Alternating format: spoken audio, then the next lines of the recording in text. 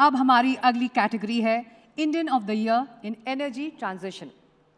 इस अवार्ड को देने के लिए हम अनुरोध करेंगे सेबी के पूर्व चेयरमैन यूके सिन्हा जी को कि वो मंच पर आए और अगले विजेता के नाम का ऐलान करें।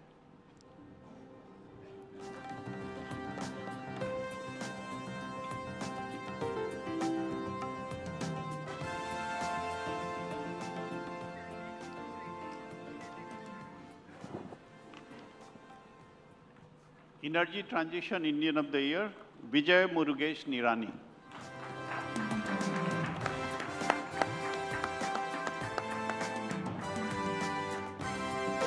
TruAlt Bioenergy is at the forefront of the global biofuel revolution. Under the leadership of Vijay Murugesh Nirani, founder and managing director, the company has established dedicated ethanol production facilities across India to cater to the nation's rising ethanol demand. Guided by sustainability as its core principle, TruAlt has forged strategic partnerships that generate additional income for over 2 lakh farmers while ensuring zero waste in its operations.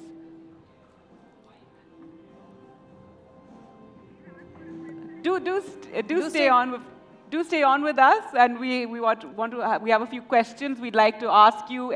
India's energy transition is such a crucial, thing right now for the country to go through by 2070. So, if you could tell us what TruAlt's contribution is going to be to that transition. Thank you so much, NDTV, for this stupendous honor. I must say I should dedicate this award to the policymakers and the farmers. As a country, India largely depends on imports of its fuel. Over 70 to 80% of our fuel that we consume is imported, right? It's quite not something to be very proud of. But I must say the policies that the recent government has launched, we achieved our 10-year target in less than 5 years. That's the ethanol blending program. This one policy alone helped the country save close to 1 lakh crores per annum in foreign exchange. It's tremendous the way the potentials we as a country hold, be it compressed biogas, be it sustainable aviation fuel, all of these new energy, be it green hydrogen, all of these new energies can be created using agricultural waste, using biomass, and this can catapult our country to a next level. So I must say big kudos to the policymakers. This one especially is for them, for the way they're driving our economy and helping us. ये तो बस शुरुआत है। ये बताइए कि Bharat global और sustainable energy को अचीव करने में कितनी दूर खड़ा है? मेरे हिसाब से तो जैसे मैंने कहा madam, we have achieved our 10-year goal in less than 5 years. अभी 20% ethanol blending हमारा target था. We've achieved that in this year. We're supposed to do it the next year. We've already achieved it. We achieved it in less than 4 years. And there is a policy for sustainable aviation fuel. We start flying our aeroplanes using the fuel produced by our farmers. Our target of 2070 to be a net zero or a net zero emitting country, we are pretty sure the way we are going, if the policy continue, we have all the potential that is required for us to achieve it probably by 2045 or so. I would bet on maybe earlier than 2045, but we're definitely getting there.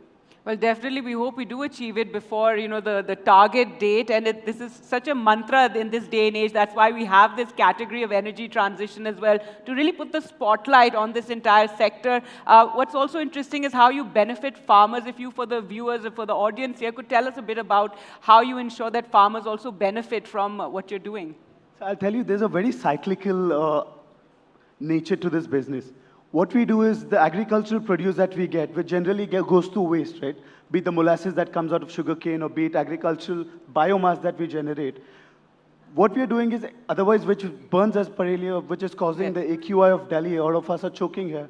I lost my throat, in the last 2 years, right? So all of this can be avoided by better utilizing the energy there. So we have a lot of carbohydrates in them. We extract them, make it methane, make it green hydrogen, make all of these.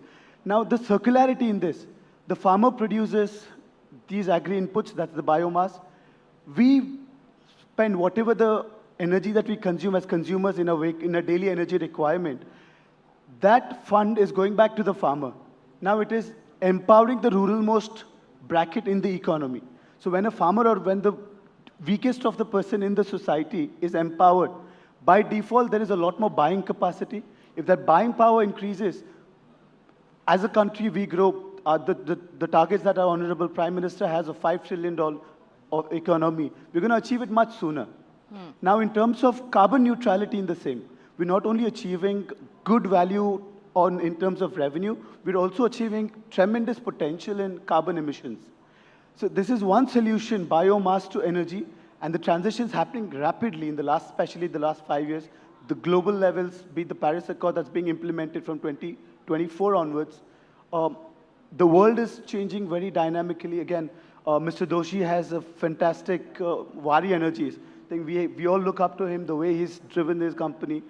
All of us, we are in a, like Dr. Jayashankar and Minister Ashwini Vaishnav said, we as industrial body are definitely in a Disneyland right now for us to continue our business. जी, जैसे आपने कहा कि हम target से बहुत आगे चल रहे हैं, फिर भी रफ्तार में ज़रूरी है कि हमारी प्राथमिकता हो, हमारी प्रायोरिटी हो, तो वो एक क्या ज़रूरी चीज़ है जिस पर सभी का ध्यान जाना चाहिए इस दिशा में? मेरे हिसाब से भी most important thing is to continue the policies that we make.